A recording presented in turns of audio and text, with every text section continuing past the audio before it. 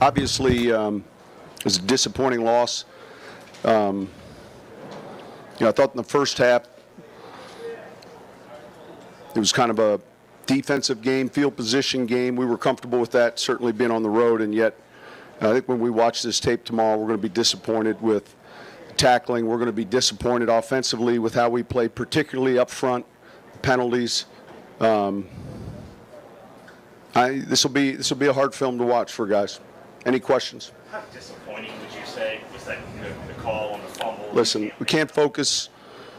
The things we can control as coaches are the things that I just alluded to. When we get poor officiating or we get an awful call like that, we can't control that. So our focus this week is going to be on cleaning up the penalties and making sure we got the right guys on the field too.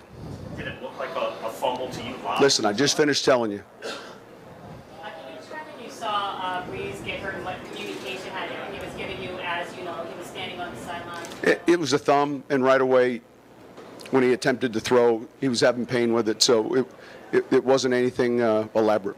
Did you do any x-rays at halftime? No. We'll give you an update when the time comes right. How much did you change the game plan? Nope, we didn't have to change a lot. Are y'all freezing MRIs? Is he waiting? I'm sure we'll go through the whole medical procedure, and we'll give you an update 2 days. What did you like about Bridgewater? He comes into the game. Listen, I think when we watched this tape, Teddy came in ready to go. The guys around him, particularly the penalties that we faced, all of a sudden, 1st and 20, I thought he was ready to play. And, look, he's a pro. He knows how to win. He knows how to win in this league. So I didn't think we played particularly well around him. And I think when we watch that tape tomorrow, it's not going to be pleasant for some guys. How much of a struggle, obviously, was it offensive line-wise to defend? Hey, just watch the game. I thought we got whipped up front. Hey, Sean, was there any thought after Breeze is out that he'll do more with Taysom at quarterback? I really feel like I think it was going to be difficult to try to do that. I felt real confident in Teddy and do feel confident. Man, the hats Taysom's wearing, we got then at receiver. And so the last quarter of the game, he was the third receiver. We've got a receiver that goes down during pregame before we turn in right after we turn in the inactive. So we're down one receiver, then Traquan. And so, but I think we felt comfortable with our plan, especially with Teddy in there. Coach, I know you said it's going to be a difficult film to watch. Absolutely it will. But can you pull any positives out of this game? No, not right now. I can't.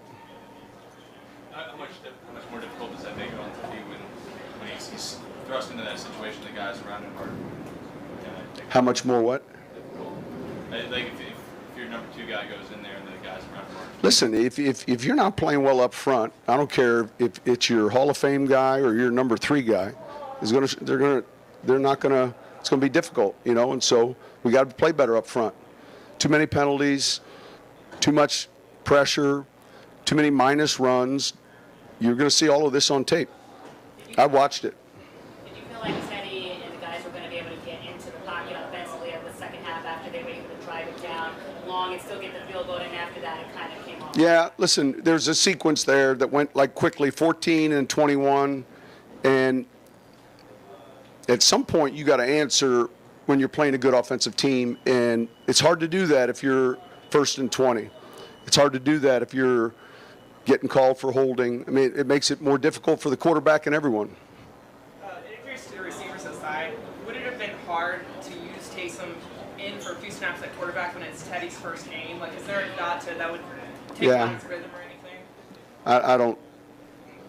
I don't know that would have been anything of significance. Is staying out here on the West Coast for the week going to help you this time with being able to focus for a couple extra days? We'll see. Coach, obviously you probably would want to address this under better circumstances, but what did it feel like to you to sign that 5-year extension and then be in New Orleans for another 5 years? Yeah, look, that's a side note. It's part of our business, and Yeah, I would say I'd much rather answer that question on a better set of circumstances, but enjoy coaching this team. But all of us got to do a better job this week, myself included. Hey Sean, Trayvon and Andrus, any updates on where Nothing on those guys. I know Trey was getting an X-ray on his ankle.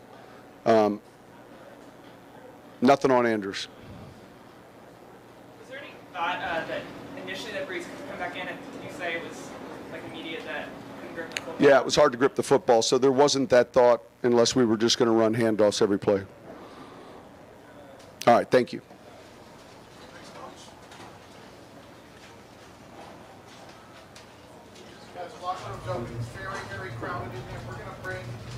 Welcome back into the New Orleans Saints postgame show presented by Verizon. Caroline Gonzalez joined by Mike Haas. We realize that we are having audio issues. We apologize. We're trying to get that fixed on our end. But again, we will be going back to the Los Angeles Memorial Coliseum when we have more players at the podium. We're not sure who we're getting, but as soon as we get someone to the podium, we will be sure to give you that feed. Mike, you heard Sean Payton say tomorrow's film is going to be tough to watch, and they're going to stay out. And I believe they travel to Seattle tonight and stay there all week. But it's going to be a tough film to watch for offense and defense. Like he said it twice. We get whipped up front. Get whipped up front. It doesn't matter who you have playing.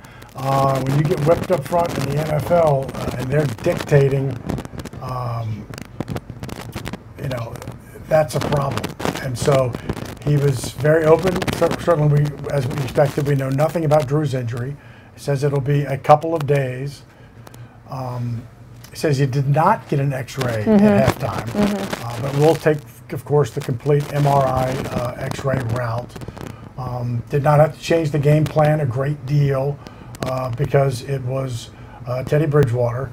And it did answer one question that people would ask about Taysom Hill, and that they lost Keith Kirkwood early. Frank was in and out, and by the end of the game, Taysom was his third wide receiver. And so he wouldn't have been, had he gone in initially, right as Drew got hurt. But it was a tough day. Andres Pete got hurt. It was a tough day from an injury standpoint.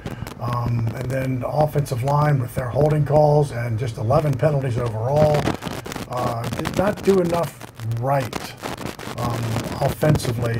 And the numbers don't really tell the story when you look at a 10-catch day by Mike Thomas, but he just also didn't, in a Mike Thomas world, and we're spoiled, he wasn't very effective. Yeah. And it's the same thing with Drew. So we're spoiled. He's only missed really one start since high school. Yep. We're going to try to fix the audio problems on our end. We're going to go ahead and go to our own John DeShazier in the Los Angeles Memorial Coliseum. Right now, coming to you. We'll say that again? Well, I don't know. That'd have to be something I have to talk about sooner than later. Maybe later than sooner. The fun is kind of, sift out of this. Again, having some technical difficulties on our end. We will be going to John DeShazier hopefully momentarily. But Mike, as you were talking about, we're kind of spoiled with Michael Thomas, right? He didn't have the best day possible, but they tried their best. And sorry, again, we're going to go out to John DeShazier in the Memorial Coliseum.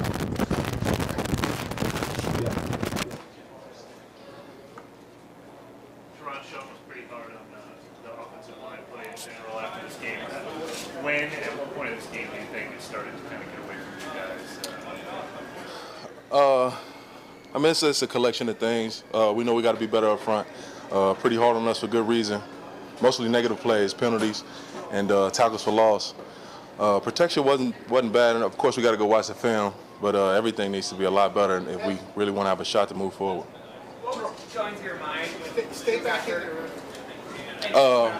I honestly didn't know until we got on the sideline, and Teddy came over to take snaps from Eric, and just went to check on Drew. But next guy up, next man up, try to go out there and win a game. How much changes though when you practice all week with Drew as your quarterback, and all of a sudden third offensive series, in comes Teddy? What changes amongst the offensive line? Of course a lot changes. The Saints offense is Drew Brees for sure. He's been doing this for a long time. So, of course, a lot changes, terminology, tempo. But Teddy was good. He was comfortable, confident in the offense and in itself. We were able to move the ball, but then we move forward, and a penalty or a negative player take us back, and that was kind of the story of the entire game.